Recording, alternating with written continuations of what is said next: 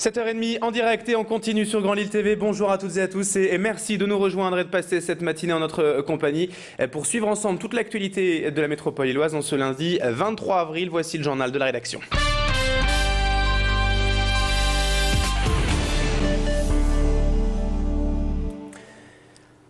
Et à la une de cette actualité de la métropole lilloise ce matin, bien évidemment, les résultats du premier tour de l'élection présidentielle. Le socialiste François Hollande est donc arrivé en tête avec 28,63% des voix et 27,08% pour le président sortant Nicolas Sarkozy. Voilà pour les chiffres nationaux. Mais sur Grand Lille TV, on s'intéresse plus particulièrement aux chiffres de la région avec quelques différences notables. Et tout d'abord, déjà, la participation inférieure de 3 points dans le Nord-Pas-de-Calais. Mais concernant les résultats, la principale surprise provient des scores très serrés des candidats, car si François Hollande est bel et bien en tête dans la région avec 28,6% des voix, soit le même score que sur le plan national. Nicolas Sarkozy perd 2 points par rapport à son chiffre national et se retrouve à 23,8%. Et cela profite donc à Marine Le Pen. Malgré quelques bons scores dans certaines villes régionales de droite, le président sortant perd tout de même près de 100 000 voix dans la région. Et tout juste après les deux favoris, c'est donc le Front National qui tire son épingle du jeu. La candidate du FN n'est que 3e dans le Nord-Pas-de-Calais, mais se rapproche considérablement du président sortant avec 23,6% des voix dans la région, 22% dans le seul département du Nord et un score plus raisonnable de 13,7% à Lille. Dans la capitale des Flandres d'ailleurs, fief de Martine Aubry, François Hollande arrive largement en tête avec 35% des voix contre 21% à Nicolas Sarkozy.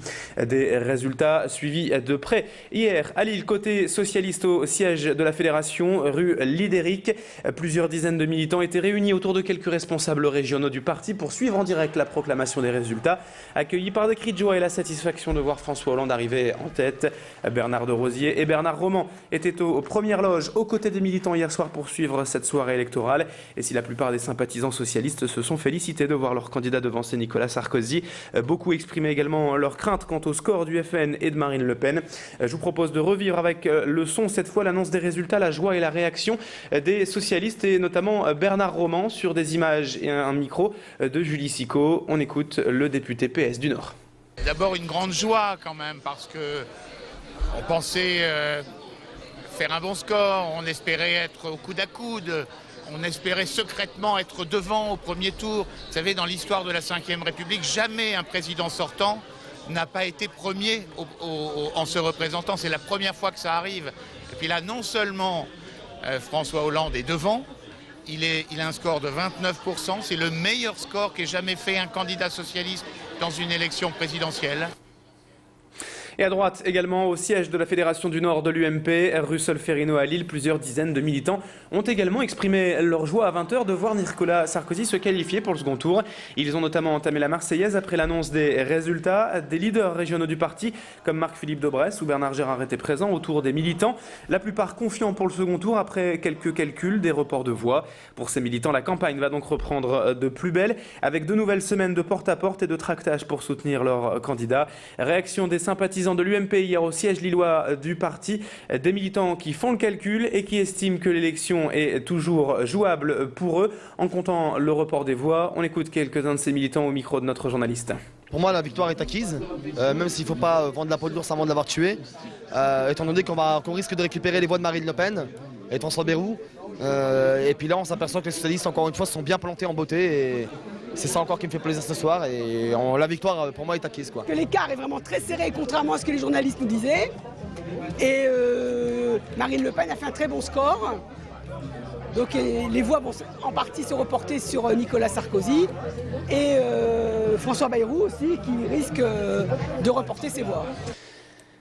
Toujours au cœur de l'actualité en ce lundi matin, évidemment, on revient à présent sur le score très élevé de Marine Le Pen, notamment dans la région, où je vous le rappelle, elle talonne Nicolas Sarkozy de seulement 0,3 points, soit à peine 7000 voix d'écart entre les deux dans la région. Hier soir, rue des Augustins à Lille, où étaient rassemblés les militants frontistes autour d'Éric Dilly, secrétaire départemental de la Fédération de la métropole lilloise. On ne s'est donc pas gêné pour célébrer ce score et même pour ouvrir le champagne après ce résultat historique. Pour les militants de l'extrême droite, il y avait de quoi être heureux hier soir, même s'ils voient également dans ce score le reflet d'une défiance envers Nicolas Sarkozy. Écoutez l'un des responsables régionaux du parti, le secrétaire FN de la métropole lilloise, Éric Dilly, au micro de Julie Sicot. Je crois que le Front National s'est positionné de manière stratégique pour l'avenir. Sarkozy, je crois qu'il perdra les élections. Son score est trop faible et le report sera mauvais. La gauche aura tous les pouvoirs.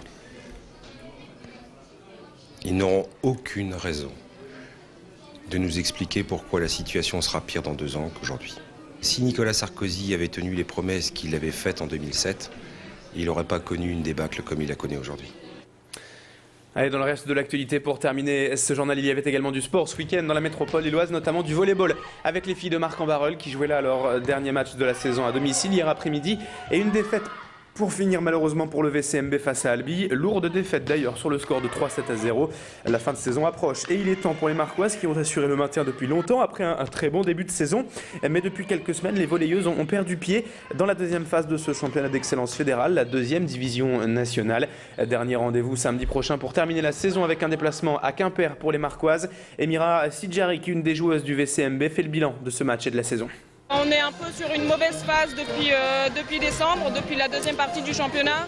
On s'attendait à faire un peu mieux, on était préparés, on s'est dit dernier match à domicile. C'était important de montrer que finalement on pouvait encore se battre, qu'on pouvait encore faire des belles prestations.